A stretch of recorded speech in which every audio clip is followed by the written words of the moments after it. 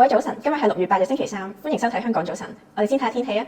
黑色暴雨警告信號現正生效，預測係多雲，有大雨同埋狂風雷暴，最高氣溫係32度，吹和緩嘅北至東北風。展望未來2-3日都會係狂風暴雨，市民外出嘅時候就記得帶多把遮啦。跟住睇下今日嘅新聞提要。黑色暴雨警告之下，上午校同埋全日制學校停課。聯合國委員會發表報告，首次確定本世紀末全球平均氣溫會上升至少2度。詳細內容，天文台凌晨6點54分發出今年第5個黑色暴雨警告信號，6月嘅總雨量突破2000毫米，係天文台有紀錄以嚟雨量最多嘅6月。教育局宣布上午校同埋全日制學校今日停課。梁子晴報導。夏天為大地帶來雨水，不過今年似乎特別多。天文台喺凌晨6點54分發出黑色暴雨警告信號，係今年以嚟嘅第5個黑雨。截至今日，6月總雨量已經突破2000毫米，係天文台自1998年有紀錄以嚟雨量最多嘅6月。各區都錄得每小時超過100毫米雨量。其中東區同埋中西區更加錄得每小時超過150毫米。小西灣運動場再次變身大型游泳池。黑色暴雨警告生效，教育局宣布上午校同埋全日制學校停課。不過有學生一早出咗門口，要折返返屋企。你知唔知黑雨㗎？啊，唔知啊。哦，即係你起身冇開電視嘅咩？冇啊。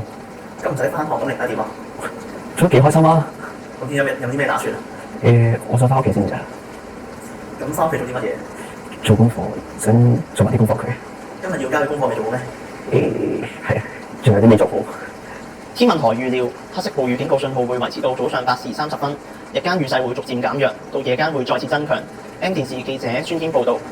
聯合國政府間氣候變化專門委員會啱啱公布最新嘅氣候變遷評估報告，首次確定本世紀末全球平均氣溫會上升至少2度。由於自然生態系統失衡，預計極端天氣將會更加頻繁。委員會促請各國盡早制定應變措施。李曉晴報導。高溫天氣、暴雨颱風、海平面上升，極端天氣近年逐漸成為新常態。聯合國發表嘅最新一份氣候變遷評估報告推算，本世紀末全球平均氣溫將會上升至2.7度，全球各地嘅氣候災難將會更加頻繁。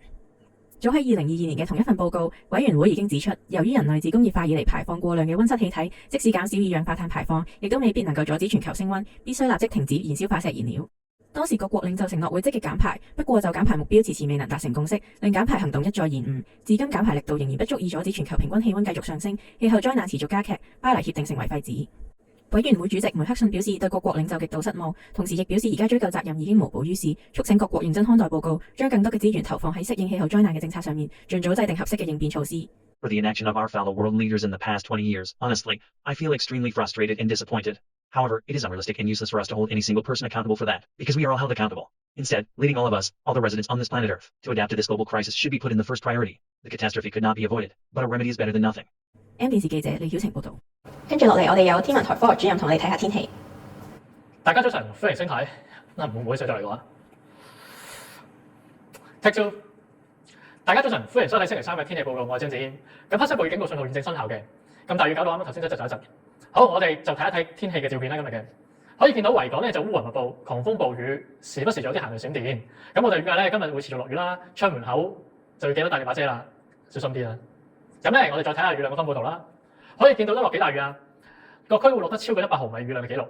我哋再睇一睇大範圍嘅衛星雲圖咧，可以見到呢一大片嘅雲雨帶都覆蓋住整個華南地區，然後受到呢個雲雨帶嘅影響咧，好多地方都會持續落大雨嘅。好，我哋再睇下呢個天氣嘅預測啦。我哋預計咧今日會係大致上都係會多雲啦，有大雨啦，同埋狂風雷暴嘅。雖然日間雨勢會減弱，不過預計到夜間咧雨勢又會大翻。氣溫方面就介乎喺32至26度，風力方面就吹和緩嘅北風至東北風。展望方面咧，我哋預計嚟緊呢2-3日都會係大雨嘅。咁氣溫方面就維持喺大約26至30度左右。去到今個星期後期咧，我哋預計咧天色會好轉，會有翻多啲陽光。今朝嘅天氣報告講到呢度，下次見，拜拜。心皮啊！今朝香港早晨節目時間夠啦，多謝各位，拜拜。